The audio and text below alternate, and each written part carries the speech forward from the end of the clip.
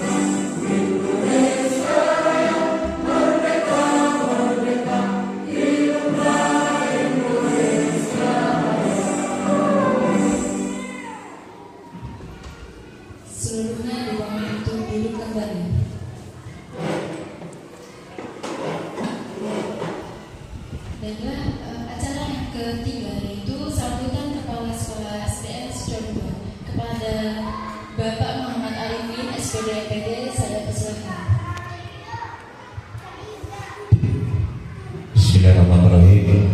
Alhamdulillah wa syukurillah wa la haula wa la quwwata illa billah.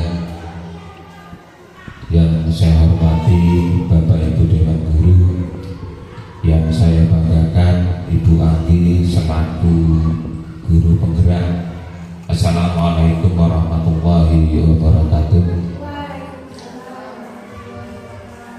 Alhamdulillah pada pagi hari ini kita masih diberikan kesempatan secara kesehatan dapat melaksanakan tugas pokok dan fungsi kita selaku guru. Dan pada pagi hari ini ada kegiatan diseminasi guru penggerak.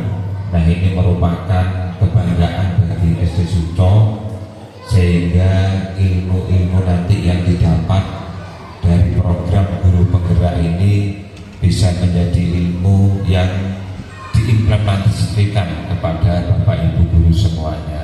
Harapannya seperti itu. Mudah-mudahan kegiatan ini berjalan dengan lancar dan Ibu Anggi bisa menuntaskan kegiatan ini sampai lulus, seperti itu harapan kami. Itu saja yang bisa kami sampaikan. Terima kasih, kurang lebihnya mohon maaf. Assalamualaikum warahmatullahi wabarakatuh.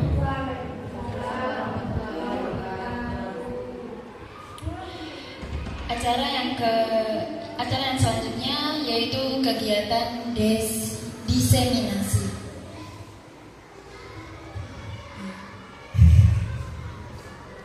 Untuk waktu dan tempat kepada Ibu Anggi saya persilahkan.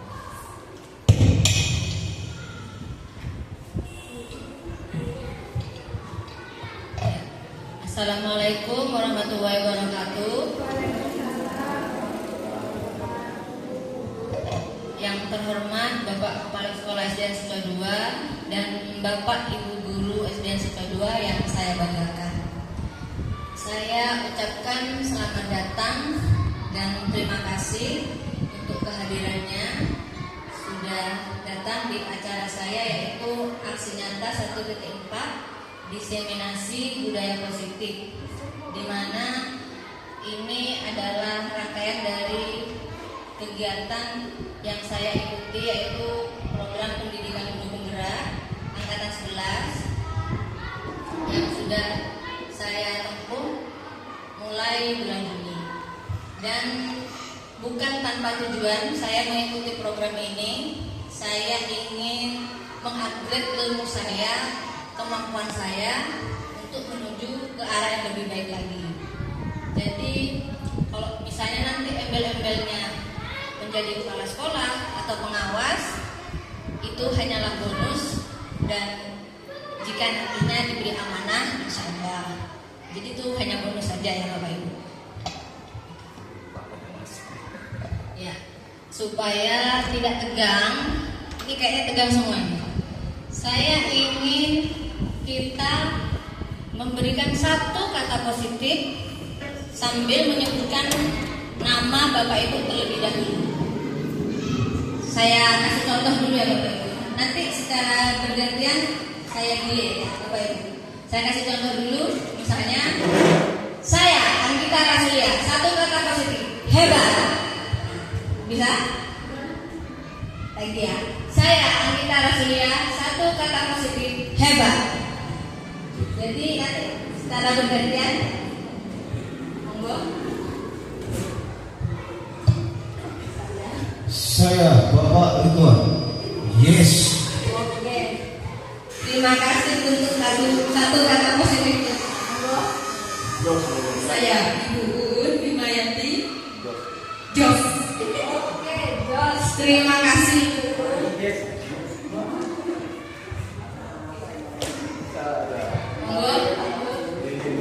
Saya Anissa Monika Los Karewen. Terima kasih. Lanjut.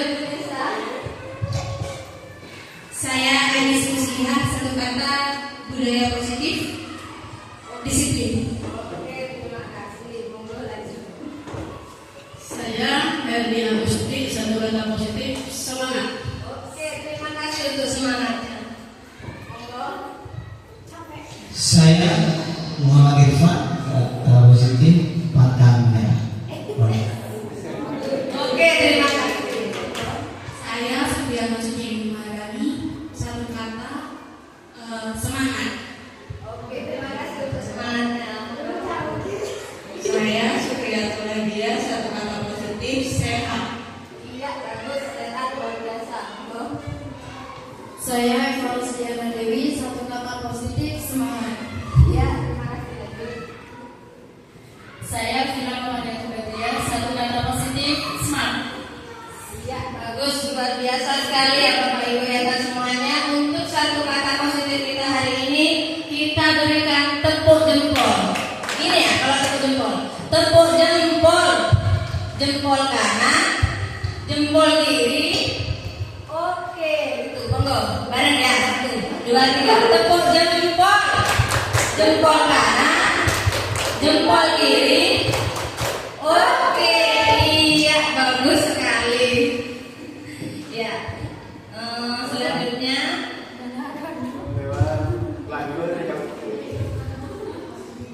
selanjutnya untuk menginjak ke materi, sebelumnya izinkan saya untuk mengajukan beberapa pernyataan pemantik yang nantinya Bapak Ibu bisa menjawab setuju atau tidak setuju.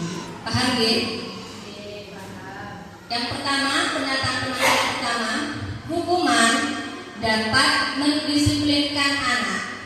Nah, kira-kira Bapak Ibu setuju atau tidak setuju? Yang menjawab setuju siapa saja? Kalau boleh tahu alasannya kenapa? Ya. Oke.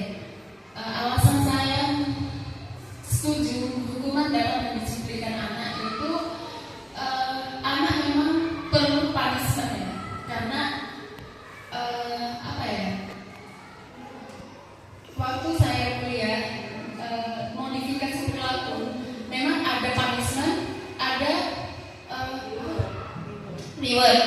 Nah itu hukuman kesalahan apa dulu yang dihabiskan untuk punishment untuk anak. Jadinya saya setuju kalau hukuman dapat mendisiplinkan anak. Contohnya misalkan hukuman yang dapat mendisiplinkan anak itu apa ya? Naik ke bangku itu kan sesuatu yang tidak sopan kan.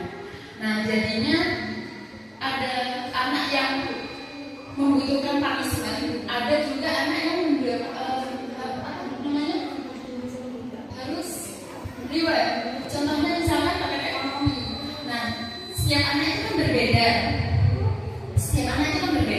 Misalkan anak A sama anak B, ya kan Bu?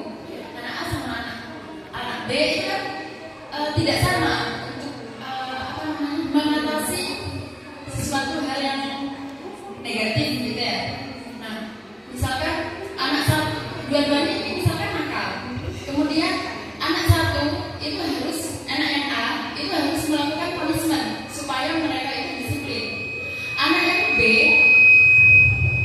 belum tentu bisa disiplin karena mendapatkan hukuman. Nah, cara seperti apa yang yang B ini, anak yang B ini, caranya itu berikan token ekonomi. Ayo, kalau semisal anak yang ini misalkan namanya Rafa, misalkan, ayo Rafa kalau semisal tidak naik ke atas bangku, guru kasih bintang 1. Luar biasa sekali. Tepuk jempol dulu untuk Ibu Mina. Tepuk jempol. Jempol kiri. Hebat. Tadi kan ada yang tidak setuju. Berarti ada yang tidak setuju. Siapa yang tidak setuju? Saya tidak setuju. Oh, Ibu Ane, monggo. Kenapa alasan? Alasan saya sangat sederhana. Saya tidak setuju karena itu terjadi kepada anak saya sendiri. Jika diberi hukuman malah menimbulkan trauma. Jadi saya tidak menghukum, melainkan apa ya? Ya, kayak memberi nasihat, masukan secara halus saja. Terima kasih. Luar biasa sekali jawaban Ibu Anis. Tepuk jempol dulu, tepuk jempol. Jempol kanan, jempol kiri. Oke, iya, dan tegang Bapak Ibu ya sama. Kemudian ada pernyataan memantik yang kedua. Pemberian hukuman dengan hal positif seperti membaca, membersihkan halaman sekolah dapat meningkatkan disiplin anak. Setuju atau tidak setuju? Yang setuju siapa saja? Berarti ada yang setuju, ada yang tidak setuju ya ini ya. Monggo, saya ingin tahu dulu alasannya kenapa. Coba. Di sini hukumannya seperti membaca, membersihkan halaman. Yang jelas satu hukuman itu membaca, membawa anak. Yang jelas kalau selalu membaca hukumannya bisa positif kan. Terus ada hukuman lagi misalkan ada anak disuruh baca selawat apa gitu kan, yang seperti itu hukuman yang lebih bagus ya seperti itu gitu. Iya, jangan yang kasar. Iya, jangan yang kasar, yang positif. Ya selawat apa lagi yang apa itu sudah gitu, membersihkan halaman sering bersikap terbiasa positif baik kepada anak didik kita. Kan seperti itu tadi. Terima kasih. Ya, jawaban yang luar biasa dari Bapak Ridwan. Tepuk jempolnya dulu, mana? Tepuk jempol. Jempol kanan, jempol kiri. Oke. Iya. Selanjutnya untuk pernyataan pemantik yang ketiga, memberikan penghargaan dapat meningkatkan motivasi belajar anak. Setuju atau tidak setuju? Setuju semua ya ini Bapak Ibu? Oke, kita kunci dulu jawabannya ya Bapak Ibu. Nanti kita akan berdiskusi bersama tentang budaya positif yang nantinya akan menjawab dari pernyataan pemantik yang kita jawab barusan Bapak Ibu. Nah, selanjutnya yaitu apa itu budaya positif? Mungkin Bapak Ibu sering mendengar budaya positif. Nah, budaya positif itu sebenarnya apa sih dan contohnya itu apa? Mungkin Bapak Ibu ada yang tahu, Ibu Nisa? Contohnya mungkin budaya positif itu apa? Kata budaya sendiri itu kan adalah kebiasaan. Nah, di sana itu kan apa itu budaya positif? Budaya positif berarti kebiasaan yang baik. Contohnya kebiasaan kalau di sini di SD 2 yaitu setiap hari Jumat yaitu rutin membaca surat Yasin. Contohnya seperti itu. Terima kasih jawabannya untuk Bu Nisa. Ya. Selanjutnya, jadi budaya positif itu sendiri adalah sebuah nilai kebajikan yang menjadi keyakinan dan pada akhirnya menjadi karakter atau ciri khas dari sebuah komunitas atau lembaga itu sendiri ya Bapak Ibu. Jadi kalau di sekolah, budaya positif itu adalah nilai-nilai, keyakinan-keyakinan atau kebiasaan-kebiasaan yang baik yang berpihak pada murid agar nantinya murid menjadi pribadi yang kritis, hormat dan bertanggung jawab.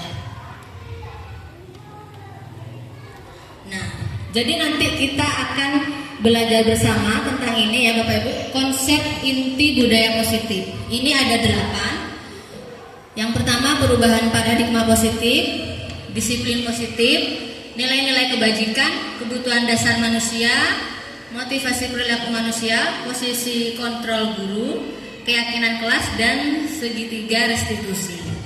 Nah, baik.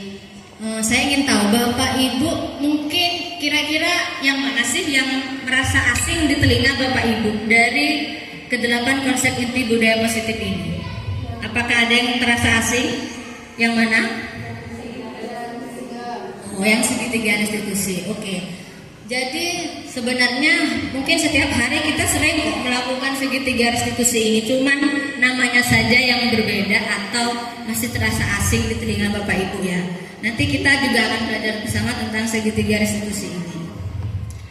Nah, selanjutnya pembelajaran dengan paradigma baru, yaitu pembelajaran yang dirancang berdasarkan prinsip berdiferensiasi sehingga peserta didik belajar sesuai dengan kebutuhannya berdasarkan tahap perkembangan sesuai profil pelajar Pancasila.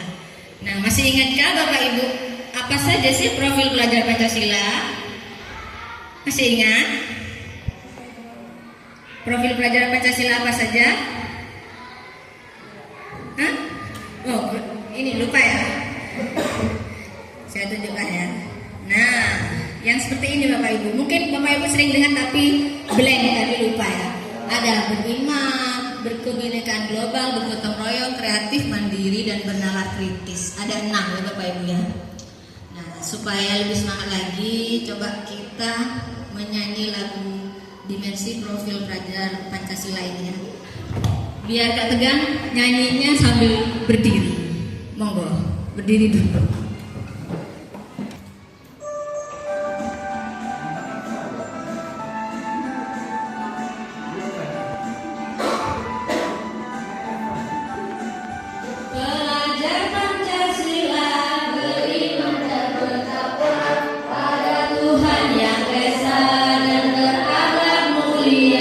Berkebinekaan global, gotong royong,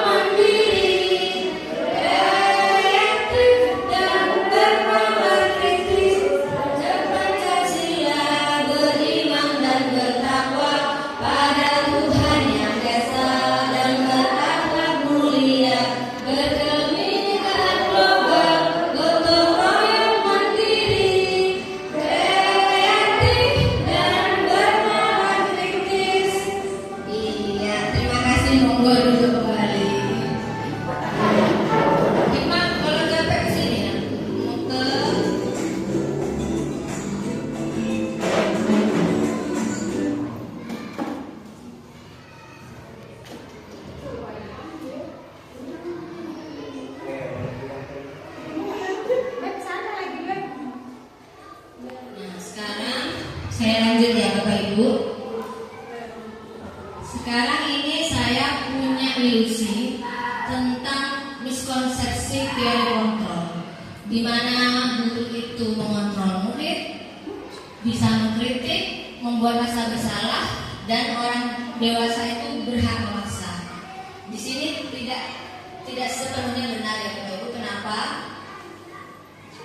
Nah, di sini saya jelaskan satu-satu. Ada ilusi kontrol, katanya guru itu dapat mengontrol murid. Nah, itu tidak sepenuhnya benar. Kenapa? Karena pada kenyataannya murid itu mempunyai haknya sendiri, jadi guru tidak bisa memaksakan kehendaknya, dan guru tidak punya kontrol penuh terhadap murid. Nah, selanjutnya ilusi kontrol tentang kritik dan membuat orang merasa bersalah bisa menguatkan orang tersebut. Nah, ini pun sepenuhnya tidak benar, karena pada kenyataannya menyalahkan murid itu membuat kritik tidak menguatkan, justru melemahkan dan malah membuat persepsi negatif atas dirinya sendiri, dan anaknya itu akan mengalami krisis identitas atau identitasnya gagal. Seperti itu ya Bapak Ibu. Nah, selanjutnya katanya orang dewasa itu punya hak untuk memaksa. Nah, ini pun sepenuhnya tidak benar. Kenyataannya orang dewasa itu tidak bisa mengontrol murid. Lalu perilaku memaksa itu tidak efektif karena murid sewaktu-waktu akan memberontak, dan ini justru menyebabkan permusuhan antara murid dan guru. Kemudian semua rujukan penguatan positif, efektif, dan bermanfaat. Nah, ini pun sebenarnya tidak benar, karena kenyataannya rujukan itu adalah salah satu bentuk kontrol, dan murid mempunyai hak untuk menolak, dan murid bisa tergantung pada pendapat dan rujukan kita. Nah, untuk selanjutnya tadi kita sudah di budaya positif, sekarang kita ke disiplin positif. Nah, mungkin Bapak Ibu sering ya mendengar kata disiplin positif, atau paling tidak arti dari disiplinnya saja, kayak di peraturan lalu lintas, di jalan raya. Pasti Bapak Ibu pernah kan mendengar disiplin gitu, di sekolah juga ada. Nah, saya ingin tahu sebenarnya disiplin itu apa sih? Mungkin Ibu Vina, Septi.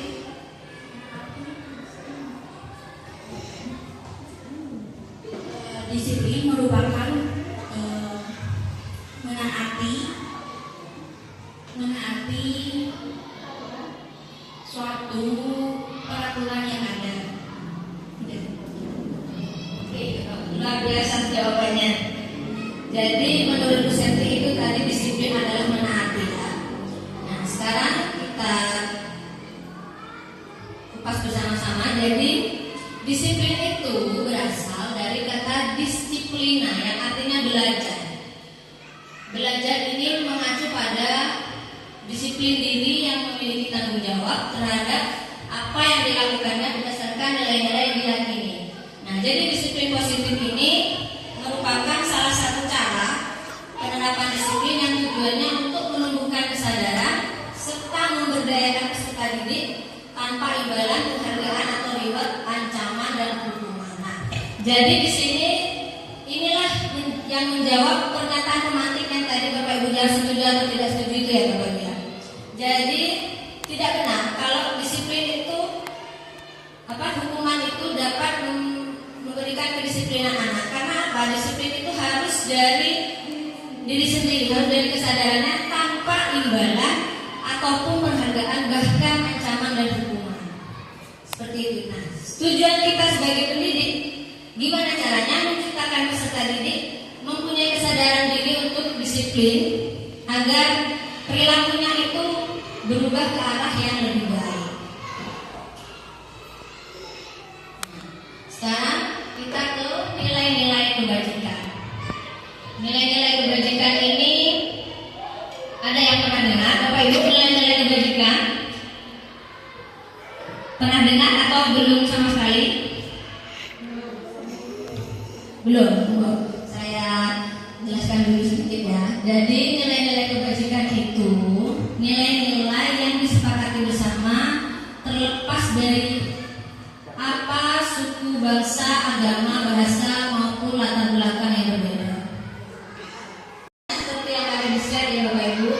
ada di profil pelajar Pancasila seperti mandiri, hormat, gotong royong, kerjasama, percaya diri, dan integritas dan lain sebagainya, dan masih banyak lagi. Ya, selanjutnya kita ke kebutuhan dasar manusia. Kebutuhan dasar manusia itu apa sih sebenarnya? Kebutuhan manusia itu adalah segala sesuatu yang dibutuhkan manusia untuk mempertahankan kehidupan dan kesehatannya. Ada kelompok kanan, ada kelompok kiri. Mari kita mencoba bersama-sama menjawab apa saja kebutuhan dasar manusia menurut D.L. William Deser itu ada 5. Nah, mari kita diskusi bersama kelompoknya. Yang ini saya sebut kelompok kanan ya, yang ini saya sebut kelompok kiri. Saya beri waktu 1 menit ya cukup untuk menjawab kebutuhan dasar manusia menurut D.L. William Deser. Iya. Nanti salah satu perwakilannya bisa maju ke depan. Monggo diskusi dulu. Sudah? Sudah. Kesenangan, kepuasan, maju. Iya, 3, 5. Maju aja.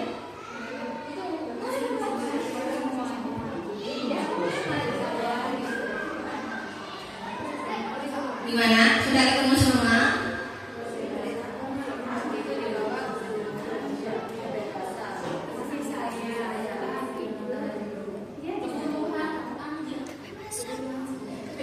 Oke, sudah ketemu? Apakah sudah ketemu?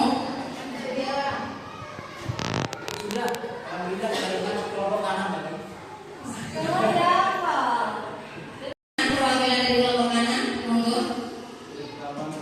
Apa saja sih 5 kebutuhan dasar manusia ini menurut D.L. William Deser? Yang pertama itu bertahan hidup.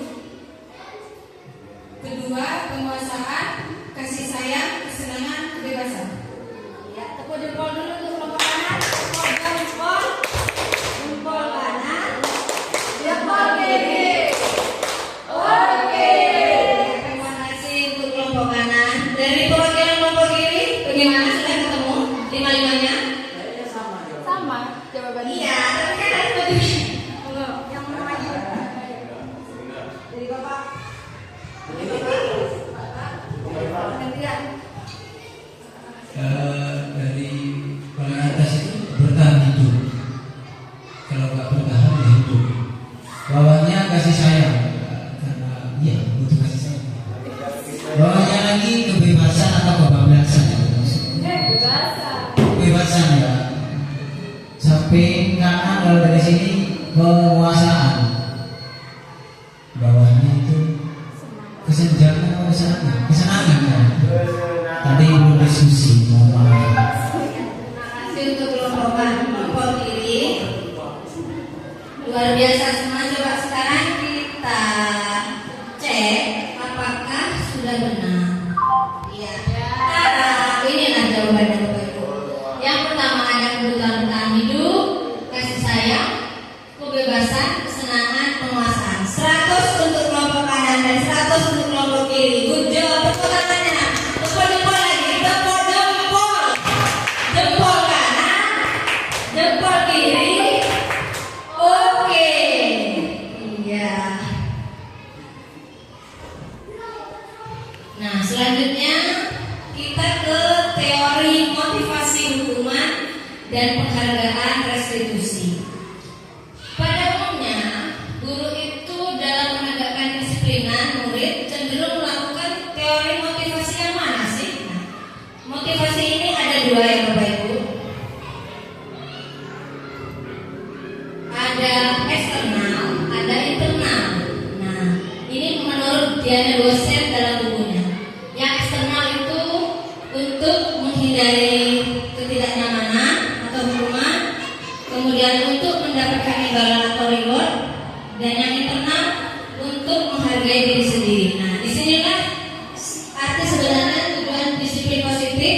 Gimana caranya guru untuk untuk mengembangkan motivasi internal dari murid itu untuk kedua disiplin positif. Nah, di sini ada slide konsep disiplin dengan identitas gagal. Jadi kalau hubungan itu terasa menyakitkan, membuat murid takut, tidak nyaman, maksa, dan menjadikan murid itu rendah diri. Namun kalau diberi penghargaan itu pun tidak efektif. Kenapa? Karena itu bisa membuat iri kepada sesama temannya, terus mematikan kreativitasnya, menghukum dengan sistem ranking dan merampas hak menghargai dirinya. Lalu konsep disiplin dengan identitas suksesnya bagaimana sih? Nah, seperti ini Bapak Ibu, ada konsekuensi dan ada restitusi.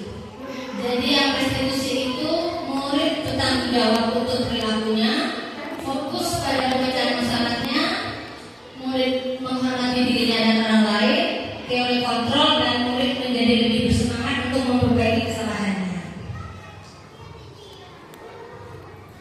Kemudian, konsep disiplin dengan pendekatan restitusi ini adalah cara menanamkan disiplin positif pada murid. Nah, pengertian restitusi itu sendiri yaitu menciptakan kondisi bagi murid untuk memperbaiki kesalahan mereka sehingga mereka bisa kembali pada kelompoknya dengan karakter yang lebih kuat lagi. Lanjut. Jadi konsep disiplin dengan menggunakan restitusi ini ciri-cirinya bukan untuk menebus kesalahan, namun untuk belajar dari kesalahan, memperbaiki hubungan, menuntut untuk melihat ke dalam diri, dan fokus pada karakter bukan tindakan, fokus pada solusi, dan mengembalikan murid yang berbuat salah pada kelompoknya. Nah, ini contoh perbedaannya ya Bapak Ibu. Contoh kasusnya yaitu siswa sering tidak mengerjakan PR. Jika diberi hukuman, misalnya suruh hormat selama 10 menit, nah guru marah dan murid akibatnya menjadi takut. Nah, jika menggunakan konsekuensi, guru memberikan konsekuensi untuk mengerjakan PR-nya saat istirahat atau dikerjakan sebanyak 3 kali lipat, itu guru tegas dan siswa menghormati peraturan. Nah, tapi jika menggunakan restitusi, guru menanyakan dulu keyakinan kelas atau dirinya dan membantu siswa menyelesaikan masalahnya. Jadi guru terbuka dan siswa menghormati dirinya dan orang lain. Ya, supaya tidak tegang ya, saya speaking dulu ya. Kayaknya udah speaking.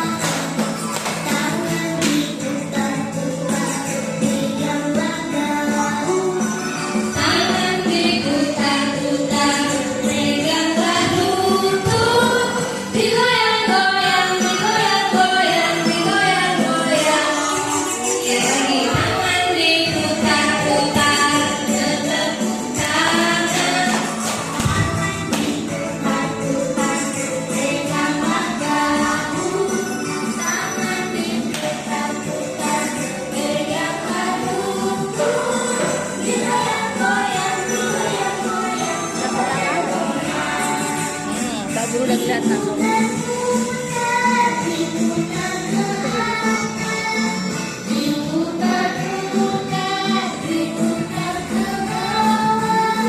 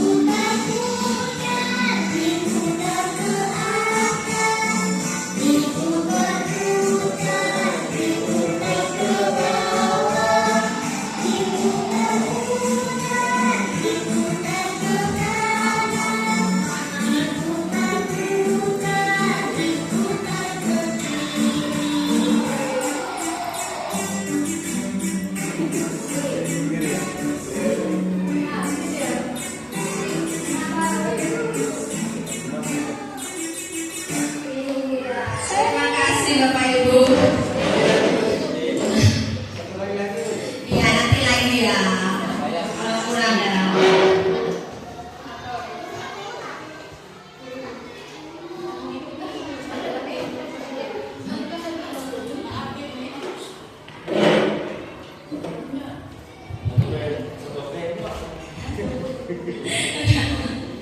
Ya, sudah ice breaking, sudah lebih semangat lagi kan Bapak Ibu? Ya, kita lanjut ya.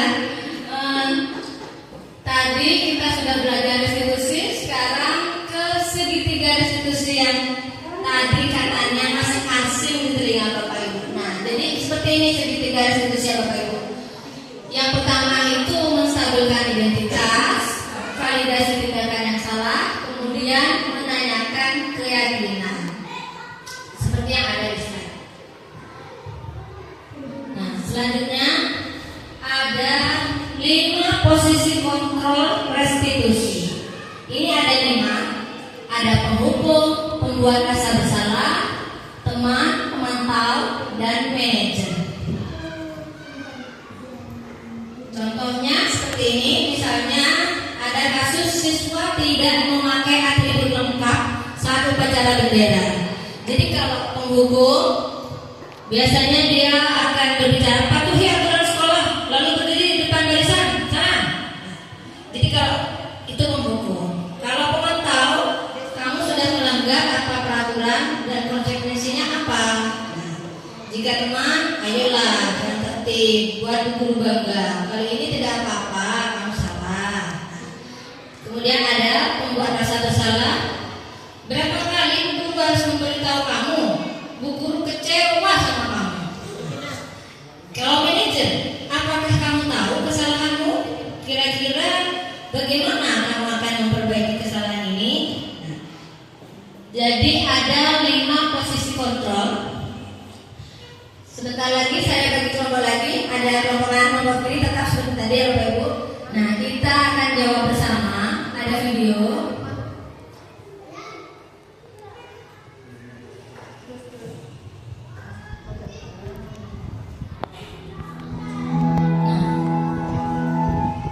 Masih ingat ya Bapak Ibu, 5 posisi kontrol. Ada teman, pembuat rasa bersalah, penghukum, pemantau, dan manajer. Jadi nanti ini ada satu kasus dengan posisi yang berbeda-beda. Bapak Ibu menebak ini ada di posisi mana gitu.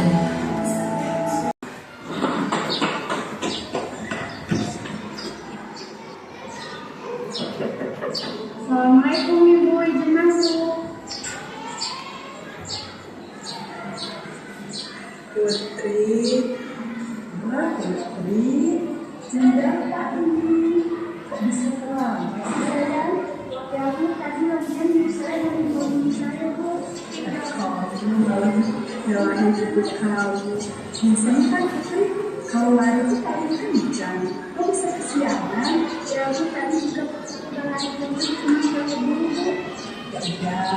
Nanti lagi jadi suaranya lebih kencang lagi biar gak terlambat ya nak. Ya, biar ibu bang. Gimana? Apa sudah ketemu? Posisinya ada di mana? Monggo, kelompok kiri dulu. Manajer. Alasannya? Bu guru kayak yang mengayomi tidak apa? Iya. Terima kasih. Kalau kelompok kanan apa ya posisinya tadi? Coba. Besti. Besti. Besti. Teman. Ya, bisa dikatakan teman dan besti. Alasannya? Pak, alasannya karena bu gurunya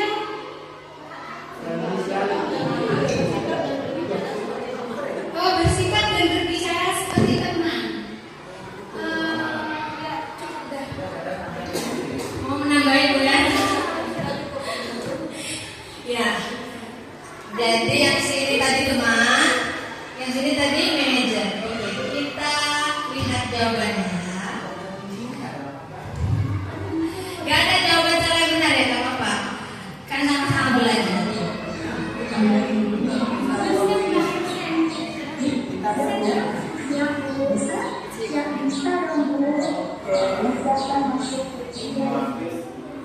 Nah, ini ya jawabannya Bapak Ibu. Dari kasus yang barusan itu adalah posisinya sebagai teman. Kenapa? Karena gurunya itu bicaranya ramah, nada suaranya itu lembut, ya seperti itu. Nah, itu bagus. Dampaknya murid akan merasa senang, aman, akrab dengan guru. Namun perlu diingat karena ini masih dorongan eksternal, bukan internal dari diri muridnya sendiri. Jadi dia itu bisa saja berperilaku baik jika ada gurunya. Tapi kalau nggak ada gurunya, kembali lagi ke habitatnya. Seperti itu Bapak Ibu. Kita lanjut.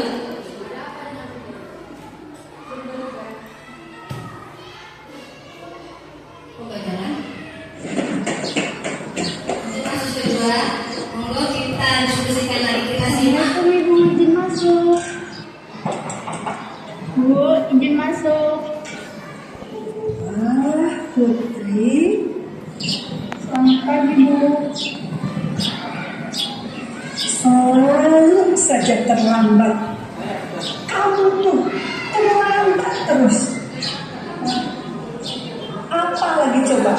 Apa alasan kamu untuk terlambat hari ini? Kamu tuh ya dasar pemalas. Sekarang ibu keliling lapangan basket 2 kali. Ibu bosan dengan alasan kamu. Kenapa saya harus keliling lapangan basket? Ya ampun, kamu kenapa? Sudah terlambat. Jawab lagi. Oke, sudah ketemu kan? Posisinya ada di mana? Monggo yang mau mencoba menjawab, kelompok mana dulu? Posisinya ada di mana? Bu Hera. Posisinya itu di penghukum ya. Alasannya karena spontanitas guru itu langsung menghukum murid. Disuruh dikasih hukuman yang langsung dikerjakan oleh siswa itu. Terima kasih luar biasa jawaban dari kelompok kanan. Kelompok kiri? Monggo siapa? Iya, jawab.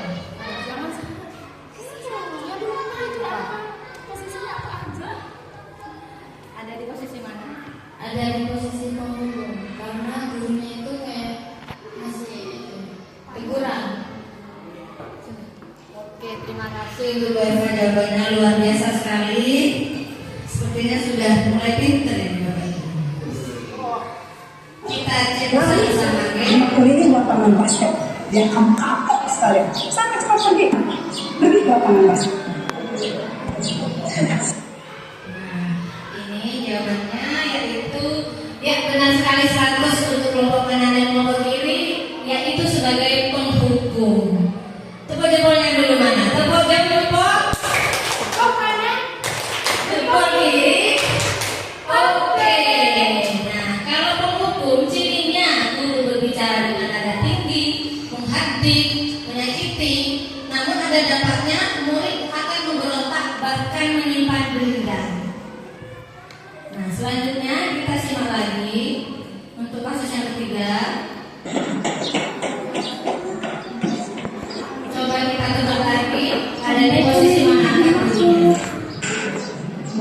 Waalaikumsalam. Ampun, Putri. Kamu terlambat lagi, Nak. Ya, Bu, maaf. Ya Tuhan, Putri. Kamu senang ya bikin ibu susah. Kalau kamu terlambat lagi, nanti ibu yang ditegur bapak kepala sekolah. Nanti disangka ibu gak bisa mendidik kamu, Nak. Kamu suka ya kalau ibu ditegur sama bapak kepala sekolah? Enggak, Bu. Ini salah aku. Terus ibu harus apa coba? Harus nulis apa di buku absen kamu? Kamu harus lambat loh. Ibu harus. Oke, mari kita coba jawab. Kelompok kanan apa? Kelompok kiri dulu. Nanti kalau kanan terus ya. Coba kelompok kiri. Menurut saya itu ada di posisi pembuat rasa bersalah karena itu apa ya, gurunya itu kayak yang merasa paling tersakiti. Iya, iya, supaya apa ya, supaya siswanya itu apa ya, merasa kasihan kepada gurunya. Oke, terima kasih, luar biasa jawabannya Ibu Vina. Monggo saya ingin tahu apakah kelompok kiri punya jawaban yang sama atau berbeda, bagaimana? Bu Lisa? Sama, jawabannya sama karena seperti gurunya itu sama siswanya diperhatikan dia. Dijamin dia besok tidak telat lagi, Bu, kita besok lagi, dan ya itu berarti apa, membuat rasa bersama. Mari kita coba cek bersama di Bapak Ibu. Ada di posisi manakah Ibu ini? Saya sedih maaf, lambat lagi. Nah, ini jawabannya. Benar, 100 untuk kelompok kanan dan untuk kelompok kiri. Hebat. Yaitu pembuat rasa bersalah. Kenapa? Karena gurunya itu bicaranya benar, bagus, dengan nada tenang, lembut, tapi dia membuat murid merasa murid itu seperti orang yang gagal, memandang buruk dirinya sendiri, tidak berharga dan tidak sanggup membahagiakan orang lain. Jadi dampaknya murid akan menganggap dirinya bersalah dan dia akan menyimpan emosi negatif tersebut di dalam dirinya. Nah, untuk selanjutnya coba kita tebak lagi. Untuk kasus yang keempat. Assalamualaikum, Ibu, izin masuk. Assalamualaikum, Ibu, izin masuk. Putri, apa Putri tahu peraturan sekolah kita terkait jam berapa masuk ke sekolah? Jam 7.00. Ya betul, sekarang jam 7.20. Yang Putri tahu apa konsekuensinya jika terlambat tadi? Ya Bu, Putri tahu konsekuensinya mengajarkan tugas tidak istirahat. Ya benar, konsekuensinya demikian ya. Jadi nanti jam 9.30 ada jam istirahat. Silahkan kamu kerjakan materi terkait ketertinggalan. Bisa? Ya bisa juga. Ya, bagaimana Bapak Ibu? Apakah sudah ketemu jawabannya ada di posisi mana? Kelompok kiri. Monggo siapa yang mau jawab?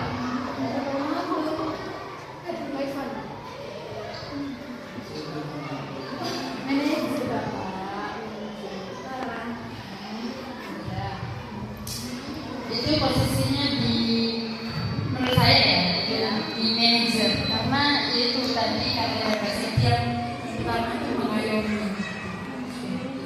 Oke, terima kasih luar biasa. Nah, sekarang untuk yang kelompok kanan, monggo siapa yang mau mencoba menjawab? Menurut saya kasus tentang ini ada di teman-teman. Alasannya karena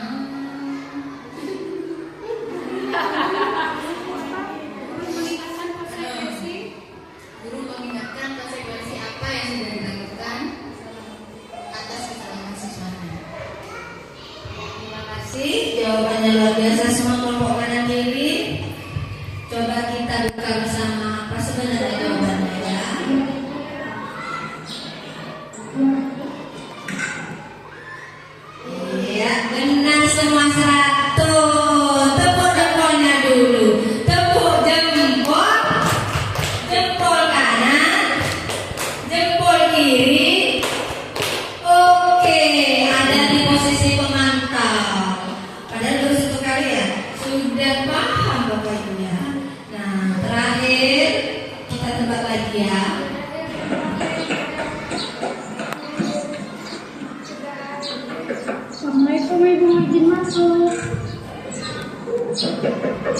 Assalamualaikum Ibu, izin masuk. Putri, apa Ibu? Selamat pagi Putri. Kamu selamat pagi. Ya, sekolah kan jam 6, sekarang jam 7.20. Kenapa kamu bisa terlambat kan?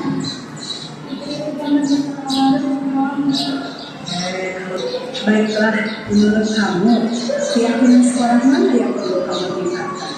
Menghargai diri saya dan menghargai setuju.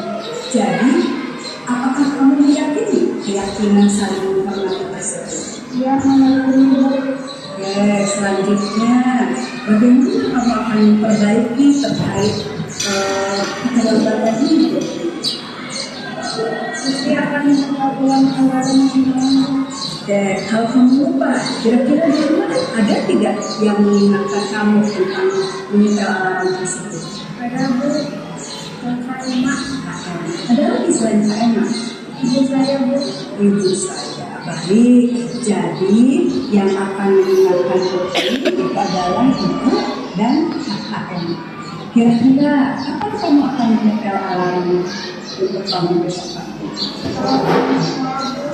Oke, bagus ya. Jadi Putri akan. Oke, bagaimana Bapak Ibu? Apa sudah ketemu? Posisinya ada di mana? Ada di manajer. Ya. Coba kita cek jawabannya. Alarm untuk bangun besok pagi. Baik, sayang, berikutnya terlambat bangun lagi. Hanya kamu perlu masuk ke sekolah. Nah, lihat benar Bapak Ibu. Posisi tadi itu ada di manajer. Kenapa? Karena ciri-cirinya murid itu merefleksi tindakannya, guru dengan tulus memberikan pertanyaan-pertanyaannya, sehingga membuat murid belajar dari kesalahannya dan mencari solusi untuk menyelesaikannya. Nah, dari 5 posisi kontrol tadi yang saya jelaskan tadi, terus terang kalau saya pribadi sejauh ini masih ada di posisi teman. Nah, saya pengen tahu, saya penasaran kalau Bapak Ibu ada di posisi mana ya selama ini, dan nanti kedepannya mau jadi di posisi mana? Coba ada perwakilan, monggo mungkin dari Bapak Guru.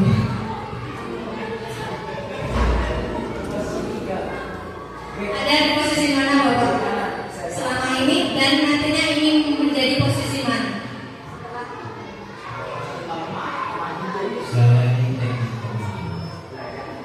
Sama ya, teman. Iya, karena sama-sama biar kalau sudah ada terasa enak, dia merasa ada bukan sekedar cuma teman yang dapat kesempatan. Kalau sudah enak, belajarnya mesti enak. Seperti itu. Sekarang saya ingin dengar dari ibunya. Coba, saya penasaran. Coba dari guru senior saya. Ada di posisi mana ibu dan kedepannya ingin ada di posisi?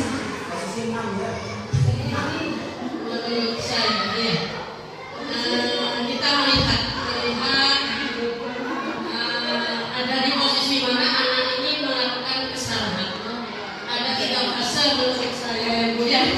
Menurut saya ada fase A, fase B, dan fase C. Jadi menurut saya kalau anak itu masih di fase A, jadi kenakalannya mesti kita toleransi. Kalau kita masih bisa bersikap sebagai teman, ayo kita bersikap sebagai teman, mungkin mengatasi itu. Jadi kalau di fase B, jadi anak itu kenakalannya sudah apa ya, Bu? Sudah setengah namanya menurut saya. Ya apa ya, Bu? Ya ada begitu lah Bu, tidak begitu apa ya, nakalnya itu udah iya, tidak apa ya, udah begitu nakal lah. Kalau di fase B, kalau di fase D, saya kira anak-anak itu ada nakalnya yang sangat nakal apa? Yang tidak bisa lagi kita toleransi karena anak ini sudah terlihat bukan dalam dugaannya. Nah, jadi apa kita masih bisa bersikap sebagai teman kalau anak itu sudah melampaui dan apa menganggap kita remeh lah gitu. Jadi kita tidak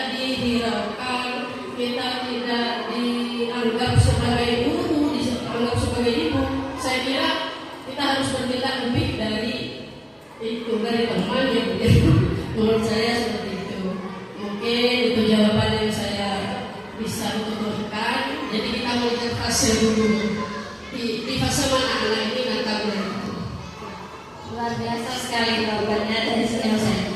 Nah, kalau dari tadi dari Bapak, Ibu, saya ingin tahu dari guru mapel. Ada di posisi manakah guru mapel?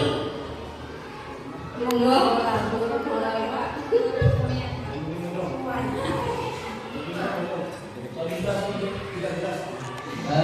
Itu posisi guru mapel sementara ini bukan sementara ya.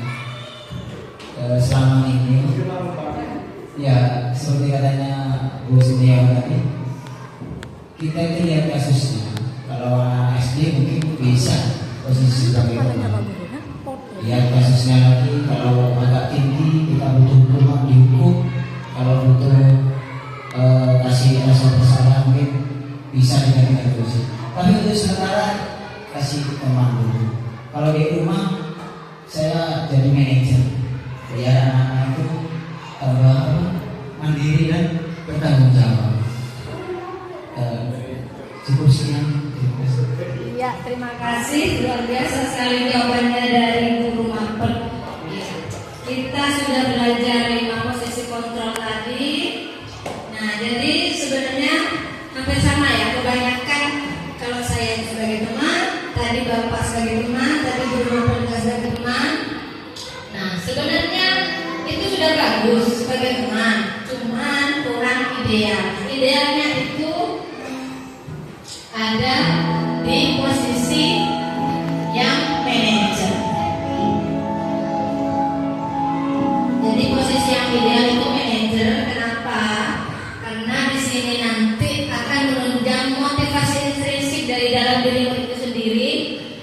Jadi meskipun nggak ada gurunya, anak akan bertindak ke arah yang lebih baik lagi dan menjadi murid yang lebih bertanggung jawab lagi. Seperti itu ya Bapak Ibu. Nah, sekarang kita lanjut ke keyakinan kelas. Nah, mungkin Bapak Ibu sering mendengar keyakinan kelas. Ada keyakinan kelas, ada peraturan kelas. Apa sih bedanya? Kenapa kok nggak peraturan kelas? Kenapa kok keyakinan kelas? Ada yang tahu? Bapak Ibu? Apa sih bedanya keyakinan kelas dengan peraturan kelas? Kalau dulu kan kita sering menyebutnya peraturan kelas. Nah, kalau yang terbaru, yang modern ini di mana-mana itu mesti keyakinan kelas. Jadi peraturan kelas itu sudah ditinggalkan. Apa bedanya keyakinan kelas dengan peraturan kelas? Ada yang tahu? Monggo. Biar gampang ya.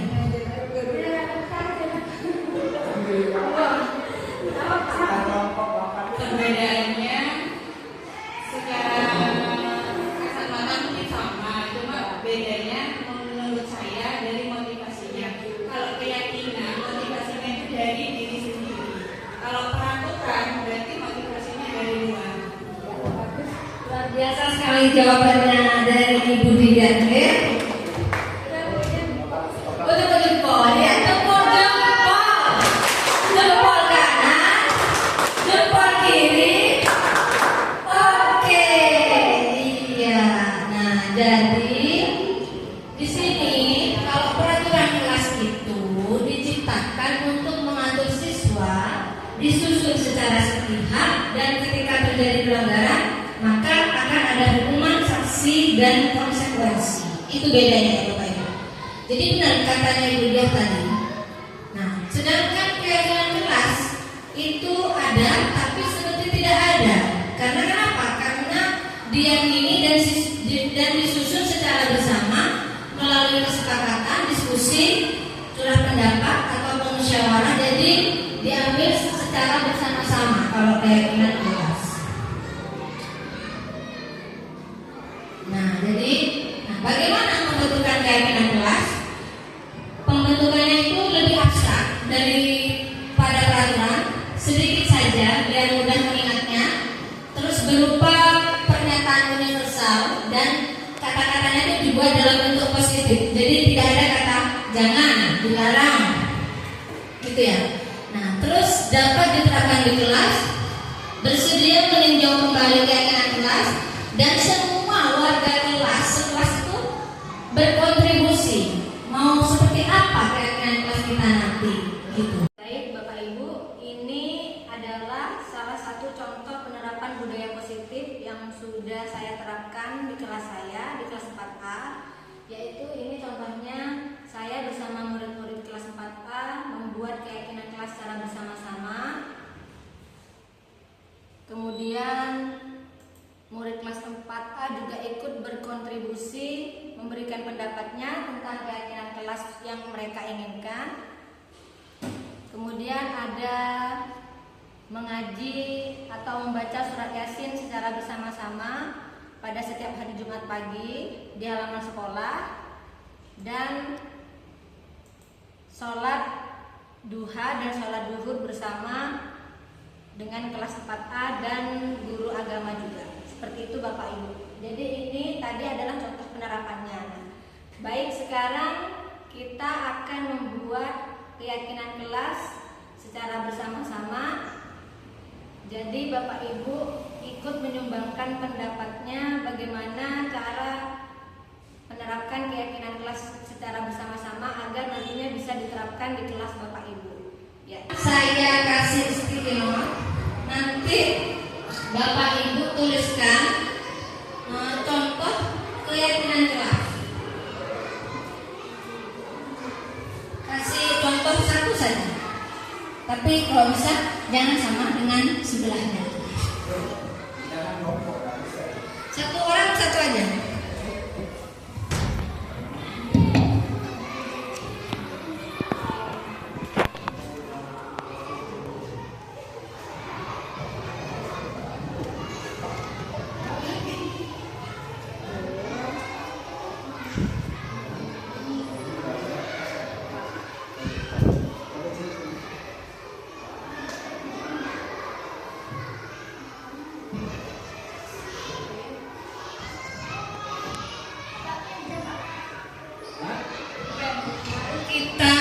Buat bersama-sama contoh keyakinan kelas yang pembentukannya seperti di slide. Ingat Bapak Ibu, dibuat dalam bentuk positif, tidak ada kata jangan, dilarang juga tidak. Jadi yang positif.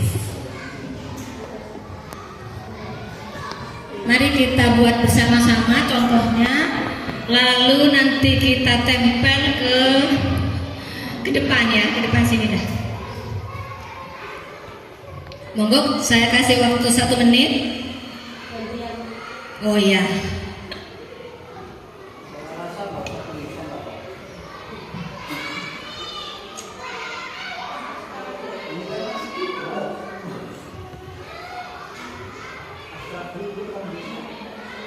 Kalau bisa jangan sama dengan teman sebelahnya. Kalau ini sama ini sama gak apa-apa kan jauh. Kalau sama sebelahnya jangan. Aduh, kok kotor-kotor ya?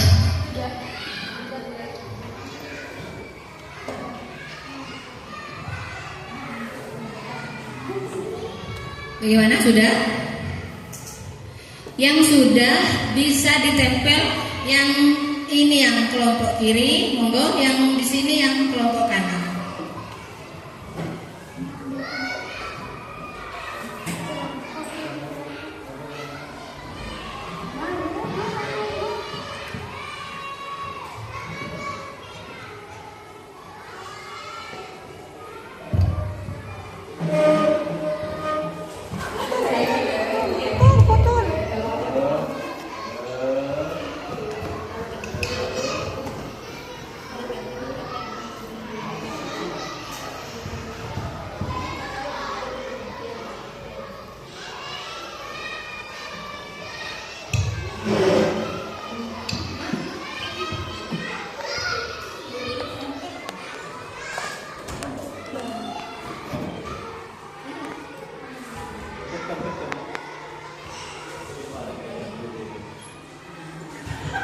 Masih ada yang belum kah?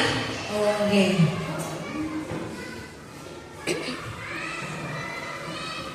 Ya, mari kita coba lihat bersama-sama keyakinan kelasnya dari kelompok kanan. Kebersihan sebagian dari iman. Bagus, positif. Membudayakan kata maaf, tolong, dan terima kasih. Menjaga dan meletakkan barang sesuai tempatnya. Satu kelas sebelum pulang bagi yang piket, bekerja sama membersihkan kelas, peduli dan empati. Ya, luar biasa sekali kelompok kanan ya. Tepuk jempolnya dulu untuk kelompok kanan. Tepuk jempol. Jempol kanan. Jempol kiri. Oke, iya, terima kasih. Sekarang saya ingin lihat dari kelompok kiri. Kurang 5 ya. Ada mandiri, benar, mengerjakan tugas tepat waktu, menjaga kebersihan, laksanakan tugas dan kewajiban, saling peduli dan menghargai. Iya, bagus, luar biasa sekali kelompok ini ya. Tepuk jempolnya dulu mana? Tepuk jempol. Jempol kanan, jempol kiri. Oke, iya, berarti Bapak Ibu sudah paham ya contoh keyakinan kelas seperti apa. Tadi kita sudah belajar bersama-sama tentang gimana tadi konsep budaya positif. Nah, terakhir, apa mau speaking lagi? Ya, ini terakhir sudah ya. Nah, mari kita refleksikan. Saya ingin ada perwakilan dari Bapak Ibu untuk merefleksikan hal baru apa saja yang Anda dapatkan dari kegiatan tadi dan bagaimana perasaan Anda setelah mengikuti kegiatan. Monggo Bapak Ibu yang ingin merefleksikan dari perwakilannya. Hal baru apa saja, lalu perasaannya bagaimana? Siapa? Nisa?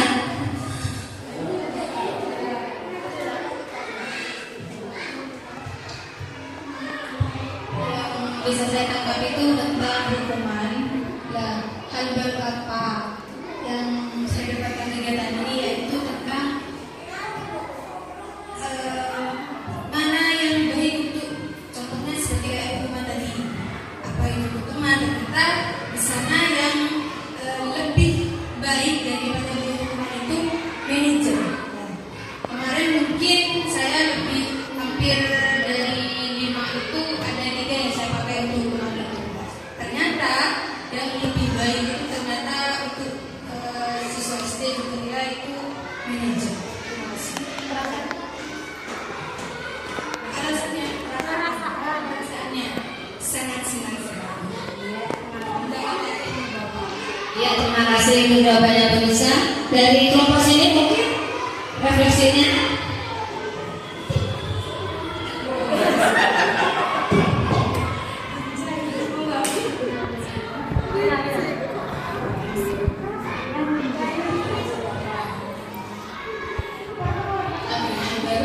Hal baru apa saja yang Anda dapatkan dari kegiatan ini dan bagaimana perasaan Anda setelah mengikuti kegiatan. Nah, hal baru itu sama ya, sama seperti jawaban tadi. Apa namanya? Posisi kontrolnya.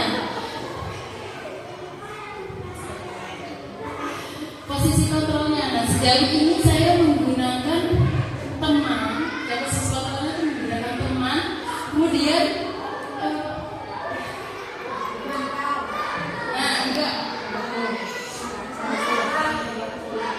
pembuat rasa bersalah, kemudian ada pembimbingnya. Itu. Nah, perasaan saya hari ini cukup senang karena mendapatkan ilmu yang sangat luar biasa dari Bu Anu. Ya, terima kasih untuk jawabannya Bu Vina. Ya, terakhir saya ada sedikit pepatah. Ingat bahwa menanam padi kita akan memanen padi. Menanam timun juga akan memanen timun. Jadi tanamlah kebiasaan yang baik, yang positif agar nantinya kita bisa memanen nilai dan karakter yang baik untuk peserta didik kita. Ya, terima kasih.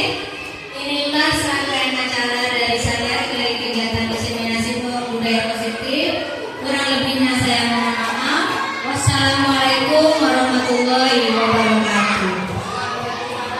Saya kembalikan kepada MC. Tepuk tangannya untuk Mbak Ana dulu.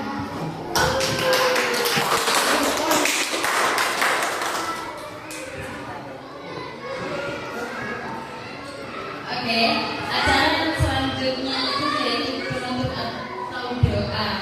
Pada yang itu bisa. Oh, Bapak Irfan.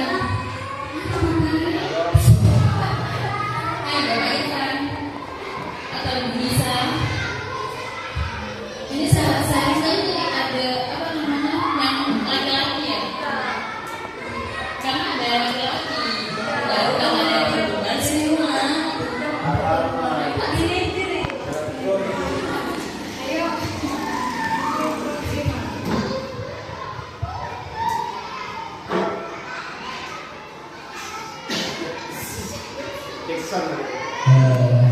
Marilah kita akhiri kegiatan hari ini dengan doa bersama. Semoga kegiatan ini bermanfaat bagi kita semua, terutama bagi Bu Anggi dan yang mendengarkan. Al-Fatihah.